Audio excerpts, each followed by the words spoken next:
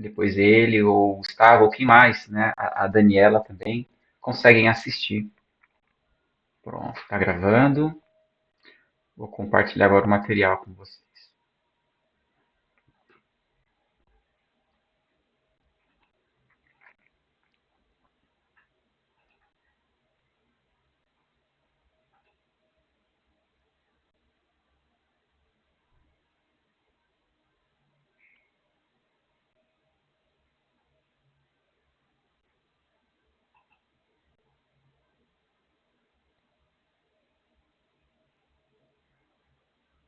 Pronto, acho que está tudo certo. Vamos lá. Então, chegamos ao capítulo 11, aí metade do Apocalipse. A gente já está nesse bloco aqui que eu falei para vocês que eu gostava muito, porque eu tinha uma compreensão totalmente diferente antes. E ao me aprofundar nesse capítulo, nesse trecho, eu fiquei muito impressionado com a obra do Apocalipse em si. E o capítulo 11 começa com as duas testemunhas, né? O capítulo todo vai compreender aí também, além desse quadro da imagem das duas testemunhas, vai ter também aí o desenrolar da sétima trombeta. Esse quadro das duas testemunhas, ele poderia muito bem estar no capítulo 11. No capítulo 11 que tem desculpa, no capítulo 10 que tem o livrinho e o anjo poderoso que comissiona ali a igreja, né? Que fala, olha, vocês têm que pregar, tem que dar o testemunho. E aí tem, depois daquele quadro, aquela imagem do anjo poderoso que dá o livrinho para o João, segue para esse quadro, para essa imagem, lembrando que essa divisão de capítulos é posterior, muito posterior à, à produção da obra. Né? Quando foi escrito o Apocalipse, não tinha a divisão em capítulos. Então, se tivesse esse trecho das duas testemunhas no 10, ia ficar também perfeito, porque eles estão muito relacionados, muito ligados mesmo.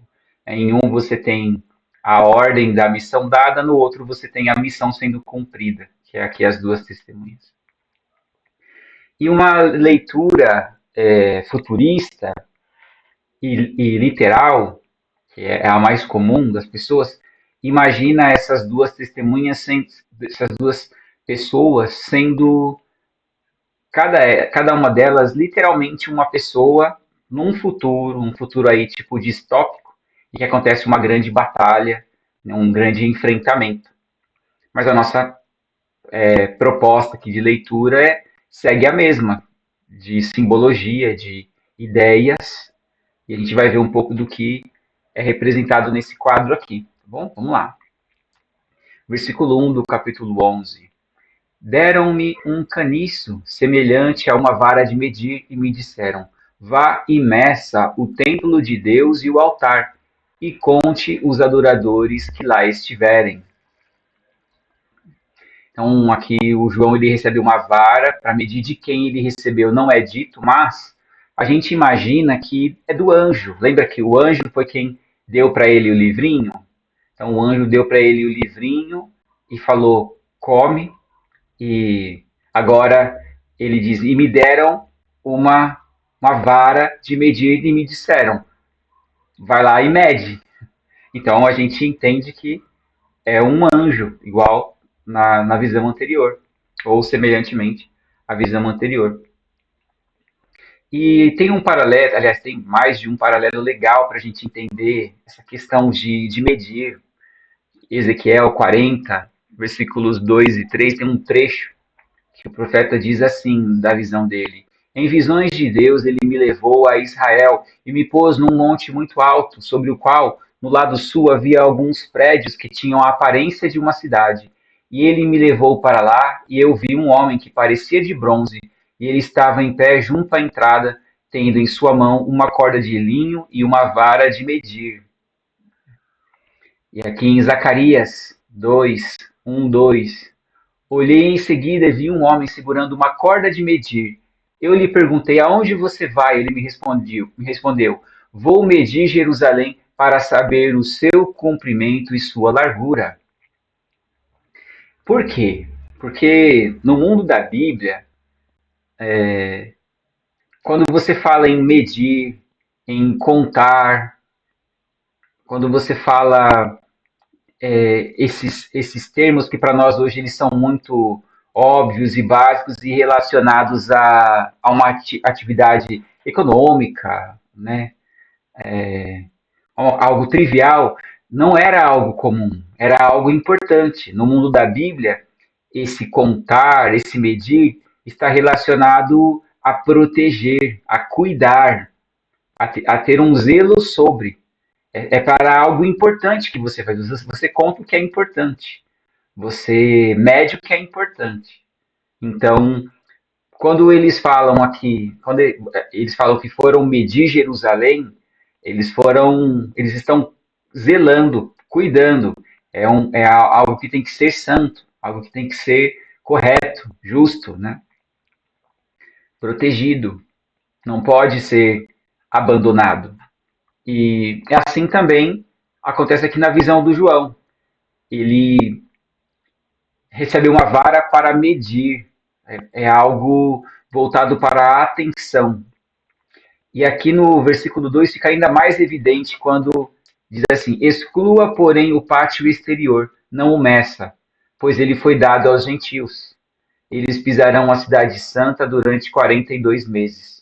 Então, ele está dizendo aqui, ó, não nem mede fora, porque fora já não vai ser protegido, não vai ser garantido.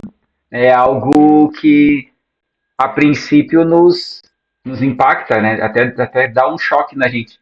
Exclui, não é para medir fora, então quer dizer que fora não vai ter a proteção. O que está acontecendo, né?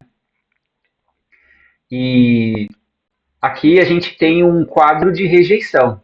A gente entende que fora, né, parece que não tem amparo. Não vai medir fora, só vai medir a parte interna do templo.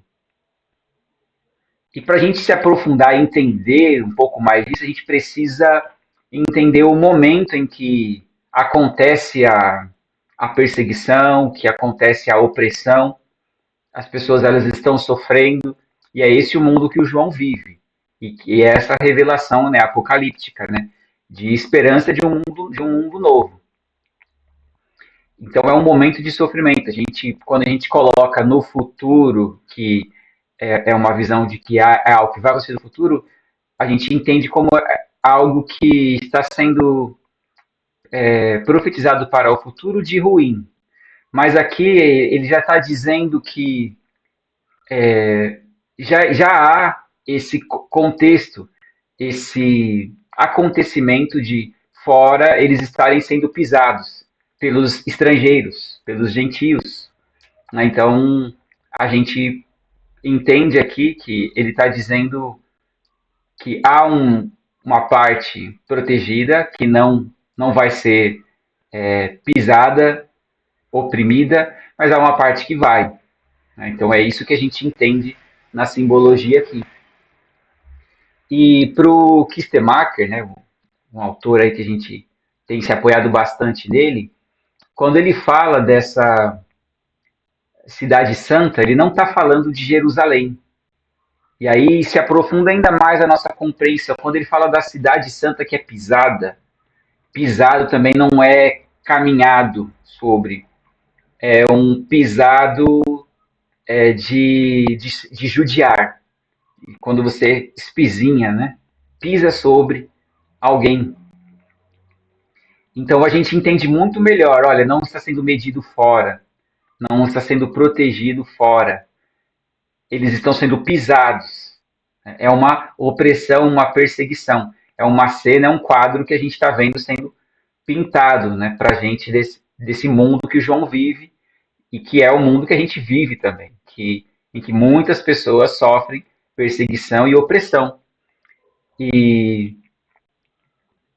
para o Kistemacher, a cidade santa não é Jerusalém, porque Jerusalém aqui ela não é relacionada, lembrando que a datação provável de Apocalipse é 90 depois de Cristo, e Jerusalém foi e o templo foram destruídos, né, foram muito depredados, né, ficaram em ruínas em 70 depois de Cristo. Então, tem 20 anos aí, pelo menos, que Jerusalém já era uma cidade desolada, né, que já sofria aí com um, um castigo muito forte de Roma, né, por causa de das rebeliões que aconteciam em Jerusalém. Um povo que era obstinado e queria sua liberdade dos romanos, e eles eram sempre combatidos e oprimidos. Então Jerusalém já tinha sido saqueada, o templo já tinha sido destruído. A gente está falando que essa cidade santa, então, né, a proposta aqui é a gente entender como sendo os cristãos que sofrem. Né? O povo sofredor são a cidade santa, que é onde Deus habita. Deus habita na sua igreja. Né? Então a cidade santa não é a Jerusalém terrena. E também não é uma Jerusalém celestial, porque a Jerusalém celestial, que a gente vai ser, que nós vamos ser apresentados a ela depois, que desce do céu, né, que vem de Deus, ela é pura, imaculada, não acontece com ela de ela ser tocada, né? Então, a gente tem aqui, entende que essa cidade santa são os cristãos, são os mártires. Então, é um quadro novo de imagem daqueles mesmos mártires que estão no capítulo 5, no 7, no 10, né? São o povo de Deus que é oprimido, que sofre a perseguição porque decide por ele, pela justiça. E é uma referência legal que a gente tem de Jesus falando sobre sua comunidade como cidade, a gente faz por inferência nessa comparação, mas ele diz assim em Mateus 5,14: Vocês são a luz do mundo, não se pode esconder uma cidade construída sobre um monte. Então não é nenhum absurdo chamar os seus seguidores de uma cidade, né? Uma ideia que já existe no Novo Testamento. E agora é legal a gente entender também essa questão do tempo, porque diz que essa cidade ela vai ser pisada por 42 meses.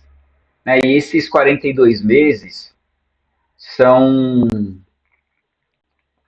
um tempo que vai ser novamente exposto no texto, até um vai aparecer para a gente daqui a pouco, chamado de 1260 dias, ou de um jeito que fica chamando de tempos, dois tempos e metade de um tempo. Né? Então, a gente tem essa forma de falar no Apocalipse com tempos que se repetem, mas com outra forma de se referenciar ele, mas é o mesmo tempo. Então é bem legal a gente entender isso, que não é um tempo linear, não é cronológico, não é só uma datação, é uma obra de arte mesmo. Então, cada hora é chamado esse tempo de um jeito, né, num estilo de poesia aí, hebraica, né, judaica, né, do tempo deles, né, mas escrito em grego, claro. E a gente precisa entender que o Apocalipse ele não é governado por uma lógica astronômica, temporal, né, espacial. Ele é governado por princípios. Isso é muito importante a gente entender. Né? O que é mais interessante para a gente perceber é os princípios, né? É o essencial, tá bom?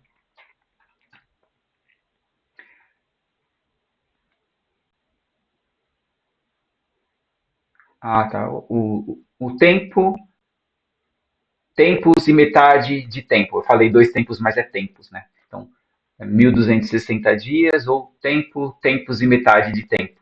Que ele está falando de 3 anos e meio de novo. Sempre metade de 7. Né?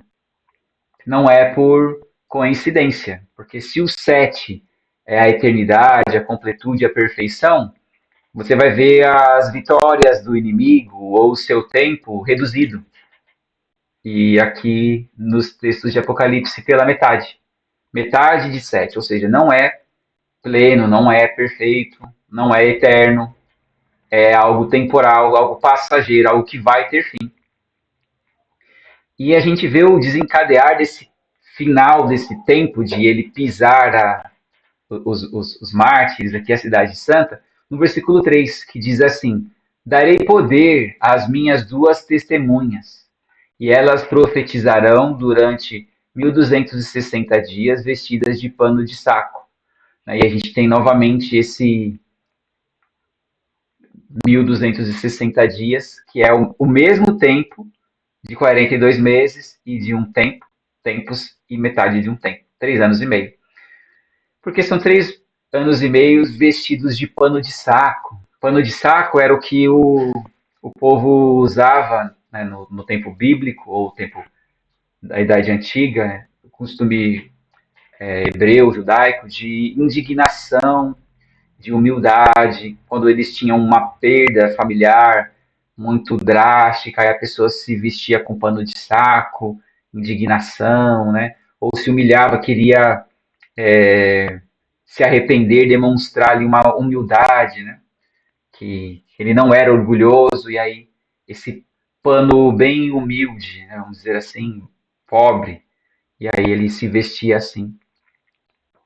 E aqui o texto diz que essas testemunhas elas vão passar por essa agonia, por essa angústia, mas elas vão profetizar. E lembra que o capítulo 10 era sobre isso, sobre ser profeta.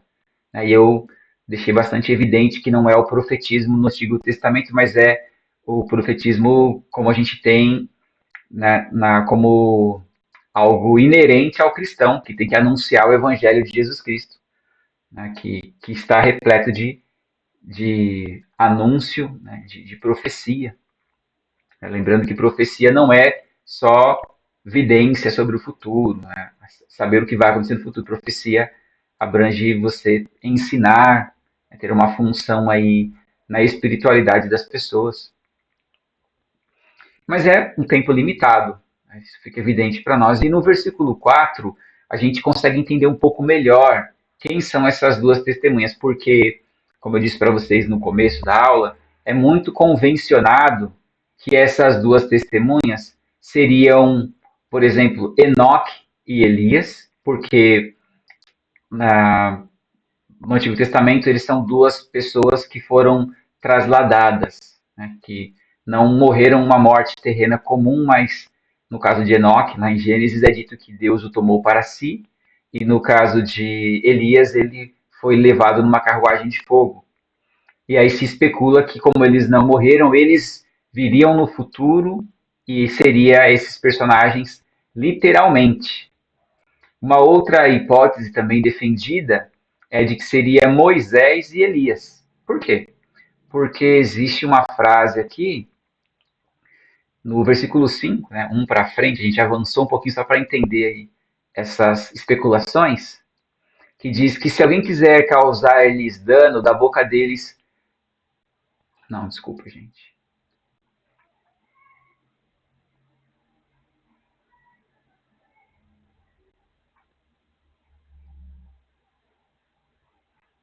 Ué.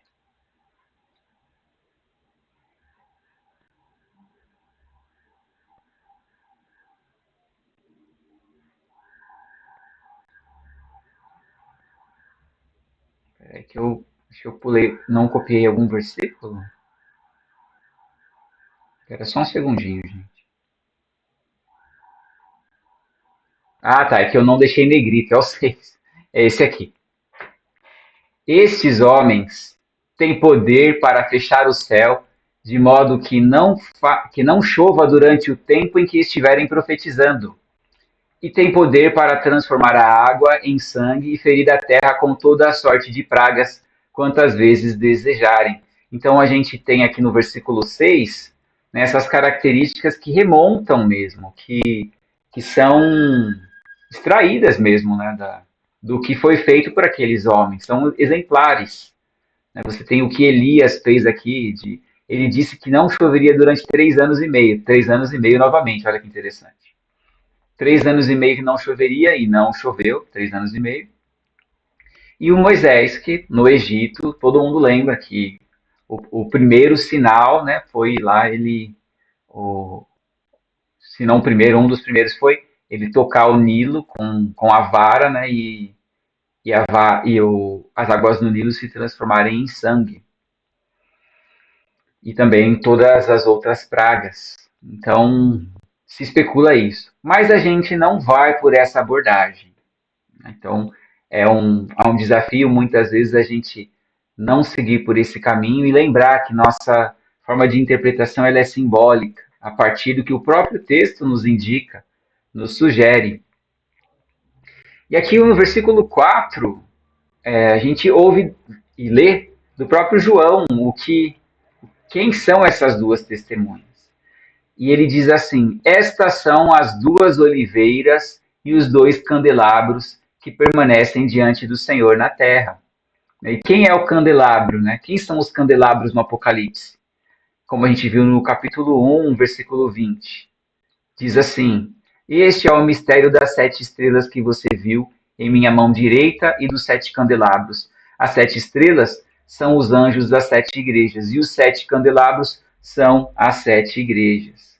Então, o candelabro é a igreja.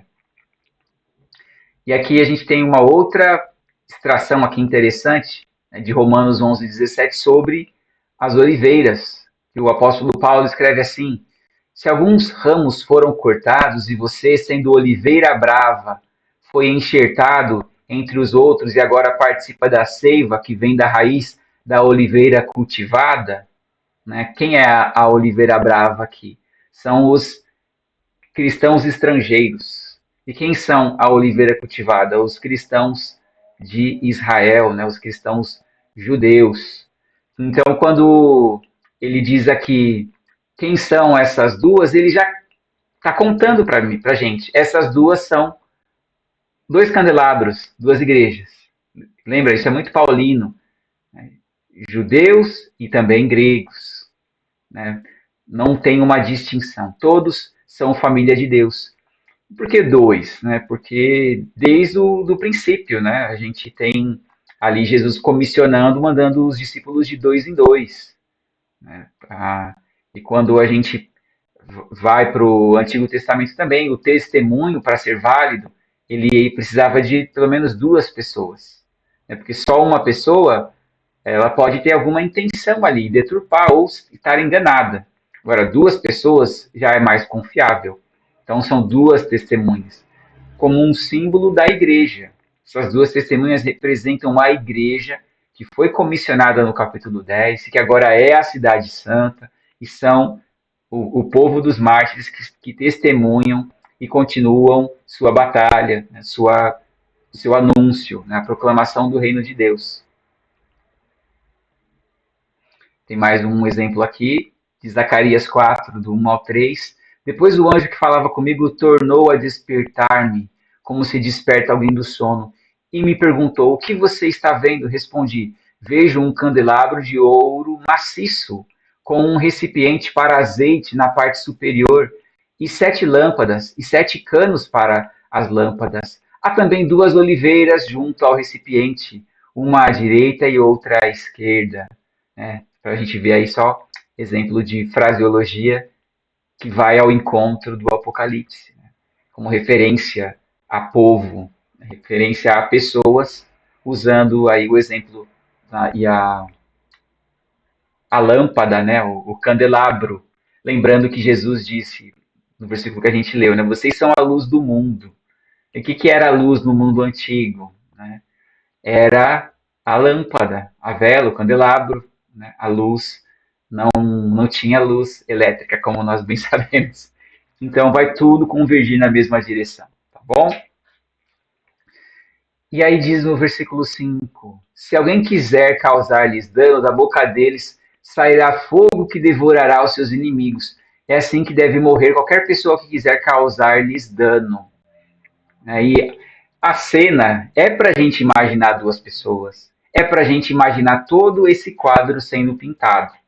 depois de ser imaginado o quadro, é que a gente medita sobre o que ele significa e como a gente pode ser fortalecido por ele e se encher de esperança.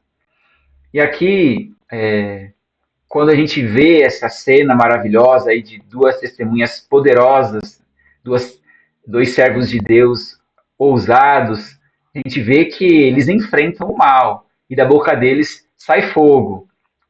É uma tentação a gente ficar com essa questão, né? Pensando, sai fogo da boca dos crentes mesmo? É isso mesmo? Não que seja impossível, tá? Porque, como nós cremos, não há impossíveis para Deus. Mas não é assim que funciona o, o mundo, né? E a apocalíptica, né? Como eu já disse antes, não é nada literal. São metáforas. Os princípios são mais importantes. E o que é esse fogo que sai da boca? Lembra que da boca de Jesus saía a espada? E a gente fala, não é literal, não é uma espada. Da boca dos crentes, das testemunhas, dos discípulos, também não sai fogo. Sai uma palavra poderosa, sai uma advertência, uma profecia, um ensinamento. Então é importante a gente entender e virar essa chave, né? Ver a imagem. Você pode ver o fogo, ver a testemunha, ver ela vestida. Imagina, né, esse mundo, né, de batalha. Eles são oprimidos, são pisados, mas eles continuam testemunhando. E aí a gente consegue fazer aí uma referência e entender. Ele está falando do povo oprimido e as pessoas se viam. Quem lia isso aqui no primeiro século se via. Quando a pessoa, um crente, ele vê o Apocalipse, você tem a opção, um cristão perseguido, ele tem a oportunidade de ler o Apocalipse, ele se enche de esperança. Né? Ele vê a cena e ele acredita, né? E se identifica, recebe força. E nós também precisamos fazer isso, né? Meditar e receber força, entender, né, a profundidade do ensinamento. E quando a gente fala, e é assim que deve morrer qualquer pessoa que quiser causar-lhes dano, a melhor forma de nós entendermos é dizer que a palavra de Deus não vai ser impedida, não vai ser parada. Ela vai, como fogo consumidor, ela sai e vai e faz o que precisa ser feito. Já falei do versículo 6, quando falei antes, que são os sinais, né, que seguem os que creem, e assim nós cremos. Uma alusão aí óbvia a Elias e Moisés, e lembrando que Tiago, né, mesma religião do João, tá? Tiago, um dos líderes de Jerusalém, ele faz o comparativo, né, de Elias com cada um dos crentes, falando que a oração do cristão, né, a oração de quem segue a Jesus, ela é poderosa, é eficaz, e diz que Elias era um homem comum. Então, uma referência aí muito interessante de nós termos também para essa compreensão. E o 7 diz assim: quando eles tiverem terminado o seu testemunho, a besta que vem do abismo os atacará, e irá vencê-los e matá-los. Então a gente vê aqui um spoiler sobre a besta que vai ser apresentada lá no capítulo 13, daqui 2 capítulos, mas ela já tem um aparecimento aqui. João conta, né, que na visão dele ele vê que a besta que vai vir do abismo vai fazer guerra contra, e já faz guerra contra as testemunhas, mas quando eles terminarem o seu testemunho, ou seja, ninguém vai ser impedido, a palavra de Jesus Cristo não vai ser parada, ela vai ser anunciada. Mas esses homens de Deus, eles morrem. Eles sofrem e morrem. Né? Eles não são imortais. Mas o que eles têm que fazer, eles vão completar. Né? É bem interessante. O 8. Os seus cadáveres ficarão expostos na rua principal da grande cidade, que figuradamente é chamada Sodoma e Egito, onde também foi crucificado o seu Senhor. Aqui a gente percebe que é um mundo nada civilizado, né? Algo que se espera de qualquer povo é que pessoas que foram mortas elas sejam sepultadas, né? Que não fique exposto ali o corpo. Mas diz aqui que o corpo dessas duas testemunhas ficou exposto. Não foi enterrado, não foi feita ali a cerimônia, aquele momento de enterrar e se despedir, ou cremação, nada disso. Foram abandonados para apodrecer. E essa falta de civilidade ou esse caráter, né, dessa cidade, né, é uma cidade chamada de grande cidade e eles expostos na rua principal como uma grande vitória, como se fosse uma grande vitória do inimigo ter matado os mártires. Lembrando que mártir em grego é testemunha. Então, são palavras aí muito importantes a gente ter elas alinhadas. E essas cidades são chamadas essa cidade é chamada figuradamente Sodoma e Egito. E grande não é grande no sentido de nobreza, como nós vimos nas próprias atitudes dela, né? É uma grande cidade no sentido de extensão mesmo. E o que a gente entende como essa grande cidade é novamente um símbolo para e uma oposição à cidade santa. A gente tem a cidade santa, que são os, os crentes, os cristãos. Agora a gente tem a grande cidade, que não são o povo de Deus, são os que estão no contraponto. Aí a gente tem muito no Apocalipse essa contraposição, né? Você tem o povo de Deus, o povo dos céus, os mártires, e você tem os habitantes da terra, né? Os que não aceitam o testemunho de Jesus e que combatem, né, e oprimem os cristãos. É esse o mundo do Apocalipse. Então, a grande cidade aqui é a cidade que matou o Messias, e não é literalmente Jerusalém. A gente pode entender como a humanidade caída. É legal a gente perceber isso. Ela é chamada figuradamente de Sodoma e Egito. Então a gente tem esses termos relacionados à humanidade caída. Sodoma, como a gente sabe, um lugar que foi destruído, e o Egito, o lugar onde eles foram escravos. Então, essas, essas ideias figuradas, aqui o texto em uma outra versão chama, diz que essa grande cidade é chamada espiritualmente, e não figuradamente, né? Espiritualmente, de Sodoma e Egito. Então essa grande cidade é o povo que se volta contra Deus. Durante 3 dias e meio, de novo, metade de 7, gente de todos os povos, tribos, línguas e nações, a mesma fraseologia que a gente já viu algumas vezes, contemplarão os seus cadáveres e não permitirão que sejam sepultados. Uma limitação do tempo, um martírio, um testemunho, né? Eles foram até o fim com a verdade. Todos os povos, línguas contemplarão, né? Então é um testemunho visto por todos os povos, inclusive os que são alvo do amor, né? E que devem ser impactados e ganhos por Jesus. E algo que eu já ministrei muitas vezes para vocês é que o testemunho dos mártires vale muito para nós. A gente acredita muito no Evangelho, no que eles viram, por eles terem ido até o fim e morrerem dizendo é verdade. E nós, também que nós temos as nossas experiências, talvez alguém duvide. Se a gente tivesse que ir até o fim, dizendo que tudo que nós contamos, que vivemos, foi verdade, quando nós passássemos pela angústia, pela privação e a gente continuasse sustentando, olhariam e diriam é verdade, porque eles não estão ganhando nada com isso, então só pode ser verdade. Mas depois de 3 dias e meio, entrou neles um sopro de vida da parte de Deus e eles ficaram em pé. E um grande terror tomou conta daqueles que os viram. Então o mundo tinha celebrado a morte deles, estava na rua principal da grande cidade, todo mundo vê eles sofrendo e pensa, lá, eles foram abandonados. Olha, eles são amaldiçoados, eles vão apodrecer, não vão ser nem sepultados, mas não.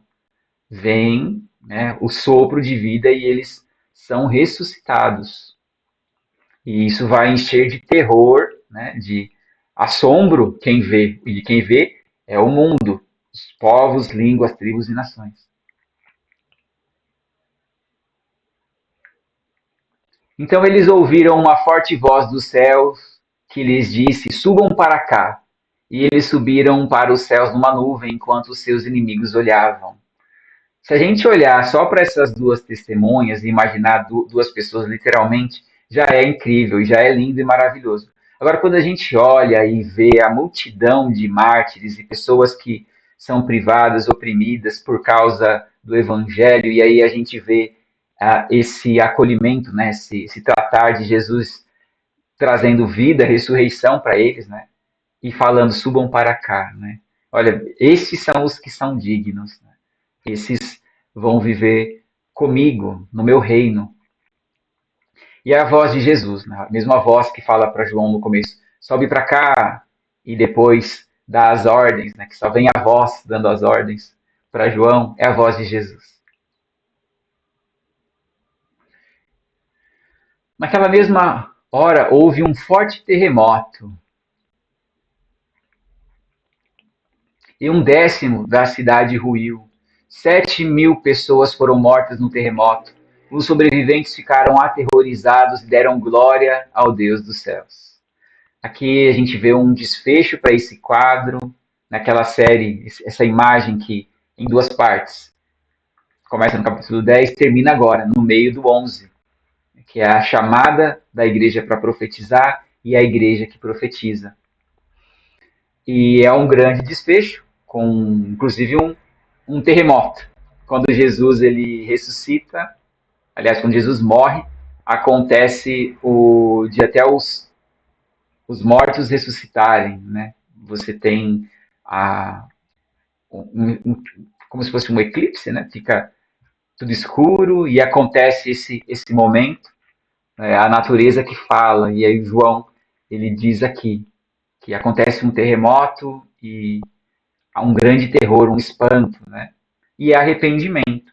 Não é certeza dizer que esse glória a Deus dos céus é de arrependimento ou de agora a gente vai ter que passar pelo castigo, pela ira vindoura, né? Não fica claro para nós. Mas em minha compreensão faz mais sentido pensar que é arrependimento, porque eles são os povos, línguas e nações que veem o testemunho dos mártires e creem a partir desse martírio. Então, para mim faz mais sentido pensar que o que esses mártires sofrem e morrem gera salvação, gera arrependimento, transformação por toda a terra. E termina aí esse texto dizendo que é o segundo ai que passou, o terceiro virá em breve. Lembra da águia que passou falando que haveriam três ais? E aí a gente tem a sétima trombeta agora, que a gente vem aí nesse desencadear, né, de ações e de quadros, imagens, interlúdios, e fizemos uma pausa aí na contagem depois da sexta trombeta, e agora é a sétima trombeta. O sétimo anjo tocou a sua trombeta e houve fortes vozes nos céus que diziam. Então, vou pedir para você imaginar agora uma outra cena. A gente vai para uma cena que tem ao fundo os céus. Imagina um céu aí poderoso, com nuvens. E dos céus vem vozes que dizem assim, ou cantam assim: O reino do mundo se tornou de nosso Senhor e do seu Cristo, e ele reinará para todo o sempre. As vozes nos céus, as vozes nos céus não podemos dizer de quem são exatamente, mas é óbvio que são habitantes dos céus. Então é o povo santo, né? Ou anjos, ou né, a humanidade redimida. Não é nada ruim, é algo bom. E a gente precisa imaginar também o anjo com a sua trombeta, né, tocando. E é um desfecho, a sétima trombeta é um desfecho. Né, em uma cena em movimento, o reino do mundo agora é do nosso Senhor. Né. O texto deixa bem claro que é uma consumação, né, está sendo dito, né, que foi resolvido todo o conflito, toda a guerra, toda a opressão acabou. E agora o mundo foi tomado, né? O mundo que estava nas mãos do maligno, né? Como a gente vê nos textos bíblicos, né? Inclusive ao ponto de Satanás oferecer para Jesus, né, os reinos da terra, porque ele estava dominando. Aí agora ele não domina mais. Né? É o fim da opressão, da maldade. Agora Jesus ele reina. É essa a sétima trombeta.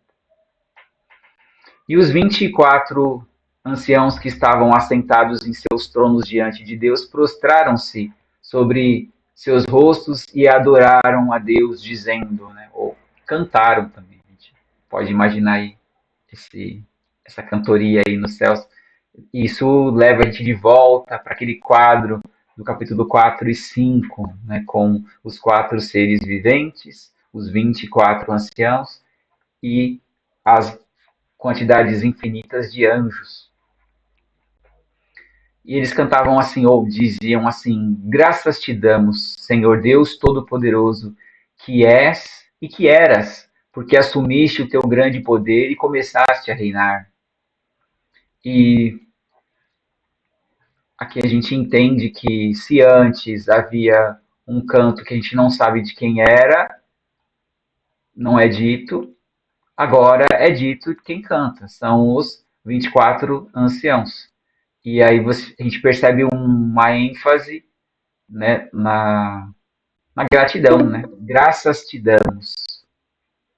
Então é um agradecimento por a mudança na história, por Deus reinar e triunfar e a humanidade estar incluída no plano dele.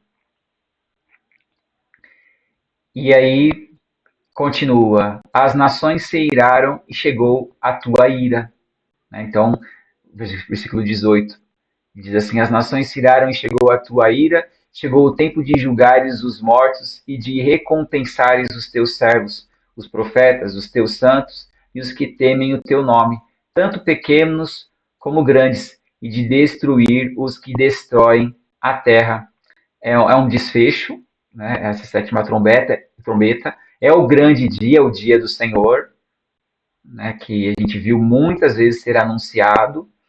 E quando fala julgar os mortos, é um julgamento que nós cremos, né, com base nos ensinamentos de Jesus, que se baseia nessa humanidade caída que não se entregou a Deus. Porque a gente tem aqui uma separação, né, um contraponto, dizendo que para os servos ele tem recompensa e não um julgamento. Então, chegou o tempo de julgares os mortos. Então, não vai julgar os servos. Os servos, eles vão ser recompensados, vão ser agraciados. Todos aqueles, os mártires, os que seguiram a Jesus e que buscaram o seu reino, sua justiça, a bondade, a amabilidade, né? Que clamaram ao Senhor, pedindo que chegasse esse tempo. É dito aqui que esse tempo chegou. E até um pecado que muito tempo a igreja faz vista grossa, o de destruir a terra, né? É relacionado aqui, e muito antes de a gente ter evidências de mudanças climáticas, a gente já tinha aqui esse texto dizendo destruir os que destroem a terra, né? Que destroem a terra com o pecado, né? O pecado, desde do Gênesis, é evidenciado que o pecado destrói a terra. É bem interessante, né? Um desfecho de julgamento, de sentença. A comunidade cristã ela era judiada, uma, uma opressão furiosa contra eles. Agora é a ira de Deus que vem sobre essa humanidade que rejeitou a Jesus. É isso que a gente vê nesse versículo 18. E no 19, né, o desfecho cinematográfico. A gente pode imaginar a cena, né? A cena de igual quando termina uma grande obra, tem uma chuva no final, né? Tem um momento no final de grande transformação na Terra. Né? Então, é dito aqui, então foi aberto, no versículo 19, então foi aberto o santuário de Deus nos céus, e ali foi vista a arca da sua aliança. Houve relâmpagos, vozes, trovões, um terremoto e um grande temporal de granizo. Né? Então, os céus abertos aí é essa relação da humanidade com Deus, santuário aberto, quando Jesus morre, né, o véu que separava o Santíssimo Lugar, ele se rasgou de cima a baixo, então a gente vê o santuário aberto, a humanidade com acesso a Deus. Aqui na visão do João é essa integração da humanidade com Deus, os filhos, né, com Deus. E a arca da aliança, né, que remonta aí ao pacto, né, o pacto feito com, com a humanidade, né, com essa arca, a presença de Deus. E os relâmpagos, as vozes e os trovões que a gente viu várias vezes, sempre que quando a gente vê aí a presença de Deus grandiosa, poderosa, ela é manifestada nesses fenômenos aí poderosos. E o desfecho com a chuva de granizo. É um fim. Vocês percebem que é um fim, é a vitória novamente dos mártires, do povo de Deus, igual a gente viu antes, lá que era colhida toda a lágrima, e eu falei, olha, acabou aqui, acabou a história, agora vai começar de novo, numa outra perspectiva, com outras imagens, toda a história. É assim, quando começar o capítulo 12, e na semana que vem, vou só combinar com vocês, se todos querem que a gente, na semana que vem, tenha aula, porque é um feriado aí, não sei se o pessoal quer tirar para passear, fazer alguma coisa. Até pedir para vocês já votarem e falarem se semana que vem a gente tem aula normal, ou se vocês querem passear. E a gente pode já pensar que no capítulo 12 é uma nova cena que vai falar novamente sobre o sentido, sobre a história, a jornada da igreja. E vai ser muito especial, é muito legal esse conteúdo. Deixa eu parar de compartilhar aqui para a gente poder conversar.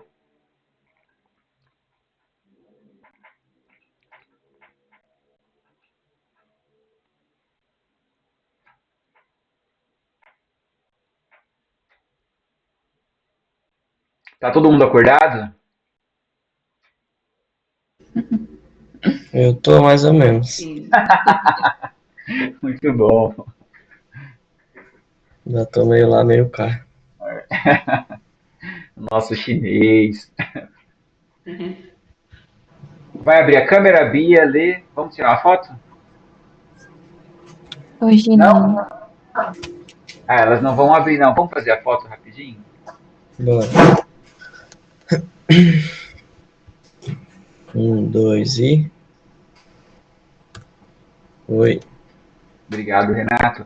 Falem para mim, vocês querem ter aula na semana que vem? Ou como é feriado, Tiradentes, a gente descansa? O que vocês querem fazer? Vamos descansar, pegar uma folguinha. Tá bom, fechado. Então, semana que vem, 21, a gente não tem aula, tá bom? Aproveitem aí bastante. A gente vai comentar algo sobre esse conteúdo, capítulo 11, sobre as duas testemunhas ou sobre o sétima trombeta. Interessante, eu ouvia muito falar sobre as duas testemunhas serem ou Moisés ou a outra linha, né, Enoque, Elias, mas sendo um lado, né, os judeus, outro lado a igreja dos gentios, né? É interessante, faz sentido, né?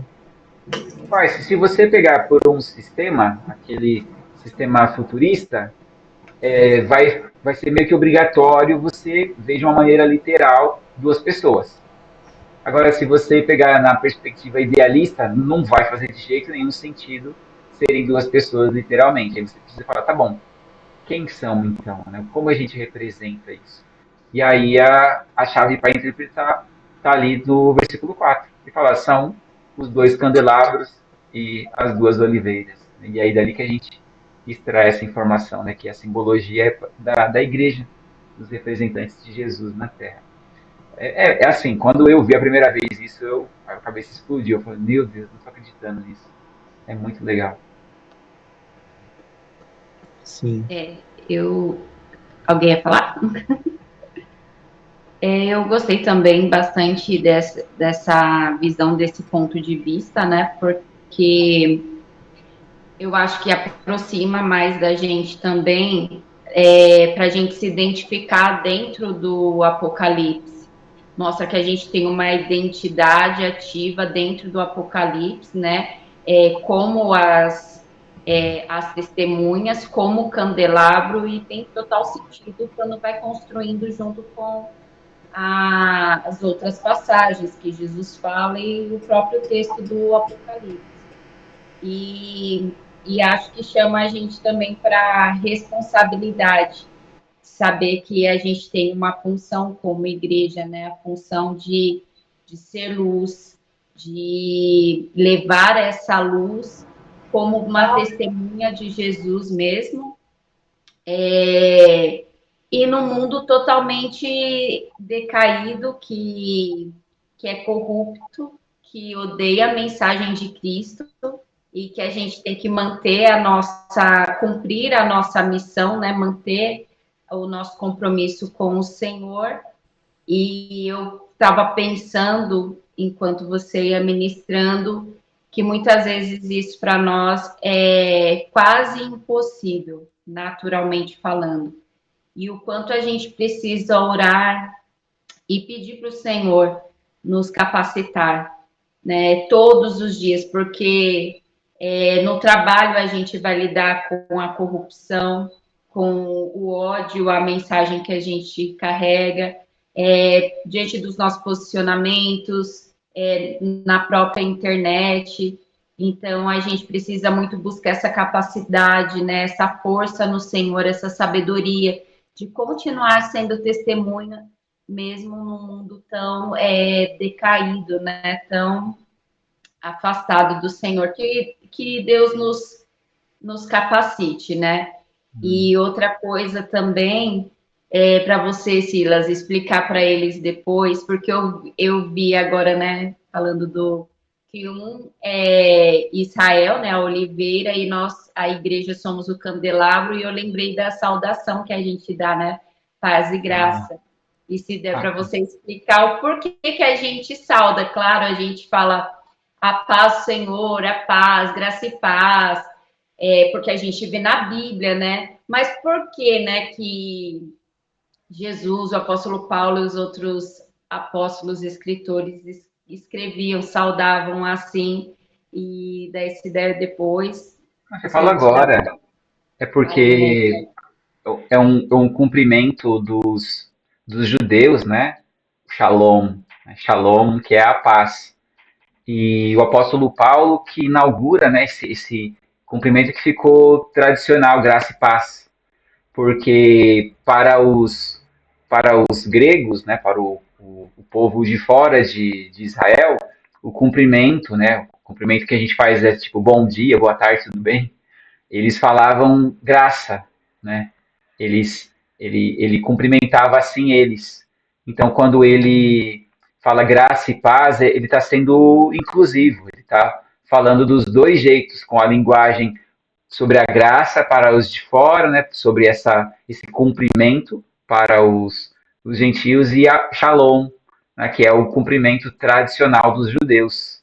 Né? Então, é muito legal e vai muito ao encontro, sim, as duas oliveiras, os dois candelabros, serem essa evidência aí da grande família de Deus formada pela comunidade cristã judaica e a comunidade cristã dos que não são judeus, né? Então não tem acepção, todos são incluídos aí. É muito legal a gente pegar essa linha, né, e entender aí como é a mesma religião, né? Muito no meu TCC, depois eu vou mandar para vocês, eu falo sobre como a religião do Paulo é a mesma de João, que ajuda a gente a defender essas perspectivas, né, que a gente apresenta, com vários trechos do apóstolo Paulo tendo momentos, né, de visão, câmara alta, né, que ele fala de coisa sobrenatural e está muito relacionado, né? A gente acaba excluindo muitas vezes e separando Paulo de João, de Tiago, mas eles eram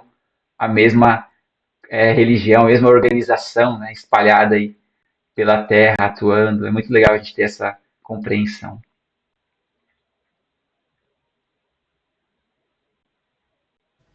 Mais alguma coisa, pessoal? Então a gente já encerra e quinta-feira a gente tem o culto, a reunião de oração às 8h30 e próximo domingo o culto na casa do Wilson e da Rafa vai ser muito especial, a gente fazer a Santa Ceia na Páscoa, né? Então vai ser muito bonito, tenho certeza. Vai ser uma alegria estar junto com vocês, tá bom? Amém, Senhor. Obrigado, Deus, por esse dia, por esse tempo, Deus, de comunhão, por essa aula. Obrigado, Deus, por nos abençoar com essa possibilidade de termos essa troca, esse momento no final também. Fica com cada um, Pai, abençoando o restante da semana, Pai, em nome de Jesus. Amém. Graças a Deus. Boa noite, pessoal. Fiquem com Deus. Fiquem com Deus. Boa noite. Boa noite. Boa semana.